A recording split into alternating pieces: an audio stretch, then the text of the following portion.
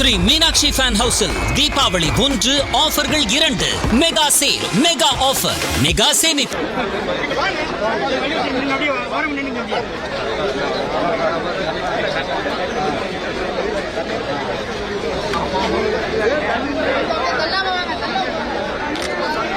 மக்கள் நீதி மய்யம் கட்சியின் தலைவரும் எம்பியுமான கமல்ஹாசன் முன்னாள் அமைச்சர் செந்தில் பாலாஜியுடன் சென்று கரூரில் துயர சம்பவம் நடந்த இடத்தை பார்வையிட்டார். பாதிக்கப்பட்ட மக்களை சந்தித்து ஆறுதல் கூறினார்.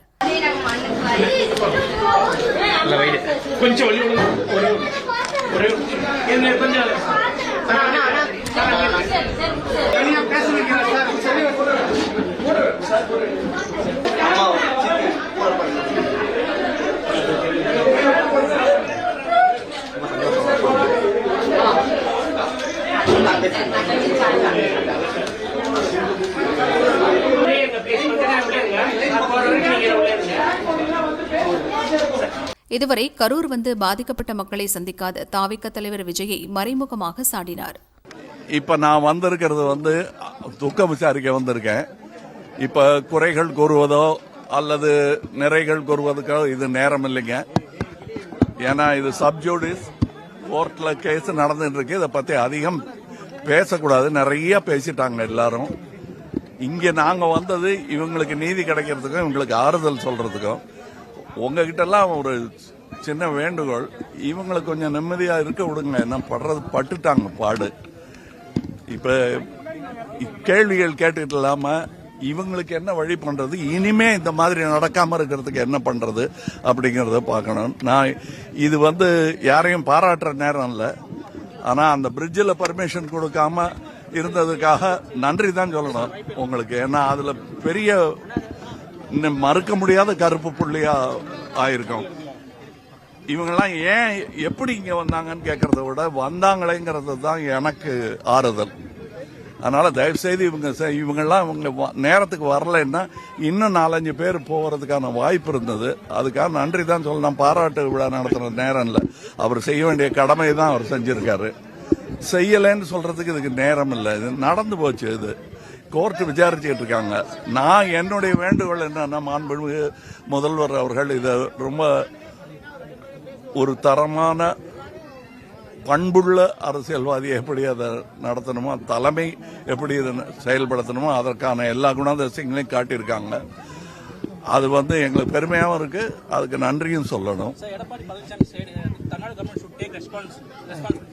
Sir, any government will take responsibility sir. ஆனா இது என்ன நடந்ததுங்கிறது இப்ப சட்டத்துல அவங்க சப்ஜூடிஸ். அது ரொம்ப அதை பத்தி பேசிட்டு இருக்க கூடாது. அதை கமெண்ட்டும் அடிக்க வேண்டாம். ஏன்னா எல்லாரும் கஷ்டப்பட்டு இருக்கோம். எல்லாருக்கும் மன வருத்தம் இருக்கு. தயவு செய்து சொல்ல வேண்டிய உங்களுக்கு நன்றி சொல்லிடுங்க. முக்கியமா பத்திரிகையாளர்கள் நீங்க இப்படி வெளிச்சம் போட்டு காட்டினதுனாலதான் உண்மைகள் கொஞ்சம் கொஞ்சமா வர ஆரம்பிச்சிருக்கு. இது என்ன காலகட்டம்னா யார் உண்மைன்னு கேட்கிற அளவுக்கு ஆயிப்போச்சு. உண்மைங்கிறது ஒரு பொருள் இல்ல, பல பார்வையில பல பொருளா தெரியுங்கிற இந்த காலகட்டத்தில் உண்மையை கண்டுபிடிக்க வேண்டிய நிர்பந்தத்தில் கோர்ட்டும் இருக்கிறது, போலீஸும் இருக்கிறார்கள். போலீசாருக்கு நன்றி சொல்ல வேண்டிய நேரத்தில் அவங்கள குற்றம் சொல்லிட்டு இருக்காதீங்க. நானும் இந்த மாதிரிலாம் வந்திருக்கேன். ஏன்னா அவங்க கடமையை அவங்க செய்யறாங்க. அதனால தயவு செய்து இதுவரையிலும் இந்த உயிர் சேதத்தோட நின்னதுங்கிறதுக்காக நான் சொல்ல வேண்டிய உங்களுக்கு எல்லாம் நன்றி சொல்லிக்கல. தயவு செய்து அவங்க பணியை செய்ய விடுங்கள்.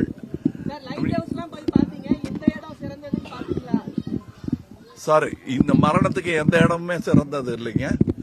இது பெருசா ஆகாம இதோட நிறுத்திக்கிட்டோமேங்கிறது எனக்கு சந்தோஷம். ஏன்னா அந்த இடத்தெல்லாம் பர்மிஷன் கொடுத்திருந்தா நதியில விழுந்திருந்தாங்கன்னா என்ன கதை இன்னைக்கு பாருங்க.